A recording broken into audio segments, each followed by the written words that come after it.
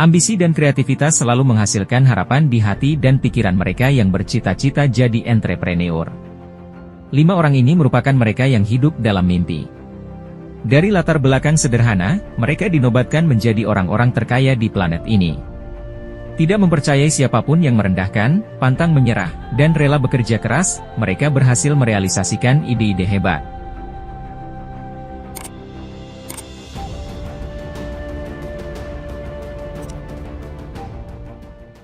Larry Ellison. Di masa kanak-kanaknya, Ellison dibesarkan oleh sanak keluarga yang merupakan imigran di bagian selatan Chicago. Menurut biografinya, ayah angkatnya pernah menyebutnya anak yang tidak bisa mencapai apa-apa. Setelah ibu kandungnya meninggal, Ellison keluar dari University of Illinois di tahun keduanya tanpa mengikuti ujian.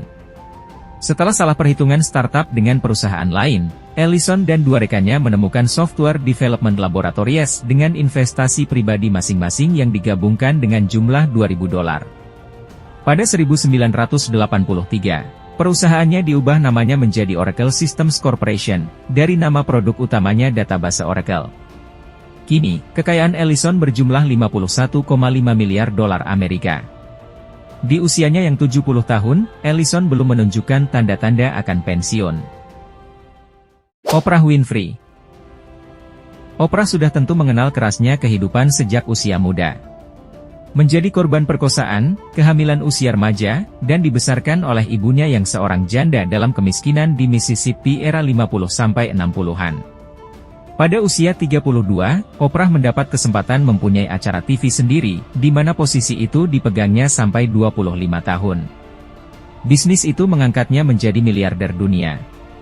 Dengan kesuksesan Harpo Productions dan Oprah Winfrey Network, kini estimasi kekayaannya $2,9 miliar Amerika. Howard Schultz merupakan anak dari ayah dan ibu yang putus sekolah dan seorang sopir truk. Schultz yang sekarang merupakan CEO Starbucks dibesarkan di perumahan kumuh di Brooklyn. Ia merupakan orang pertama di keluarganya yang berhasil kuliah. Melalui bukunya, Pour Your Heart Into It How Starbucks Built a Company One Cup at a Time, ia menceritakan usahanya bekerja sebagai bartender, menjual darah, hingga meminjam uang untuk biaya kuliah. Setelah menjadi agen penjual peralatan dapur, ia bekerja di bagian marketing di sebuah toko kecil bernama Starbucks. Lalu saat ide membuat bar espresso ditolak oleh atasannya, Schultz lantas membangun toko saingan. 2 tahun kemudian pada 1987, ia membeli Starbucks dengan harga $3,8 juta Amerika. Penjualan Starbucks kini mencapai $15 miliar per tahun. Kini, jumlah kekayaan Schultz mencapai $2,2 miliar Amerika. Jeff Bezos. Di usia anak-anak, Bezos bekerja keras di pertanian milik kakeknya dekat Albuquerque, melakukan pekerjaan seperti mengatur pipa dan memvaksin hewan ternak.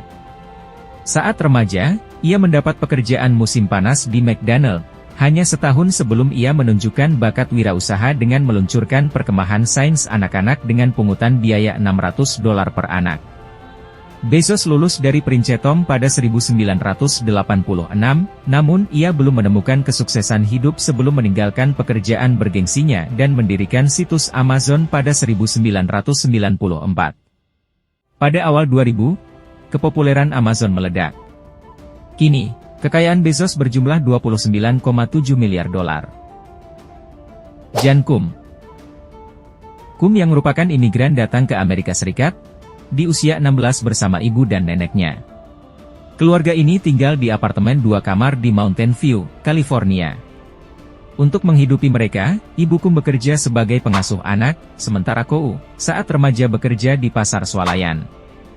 Ia belajar programming komputer di luar jam kerjanya. Hal ini mengantarkannya belajar di San Jose State University saat usianya 18 tahun.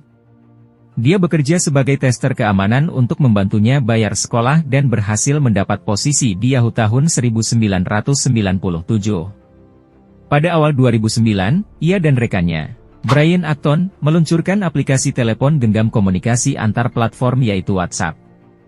Aplikasi itu terjual ke Facebook sebesar $19 miliar. Bagaimana menurut kalian? Tulis di kolom komentar. Sampai jumpa di video selanjutnya.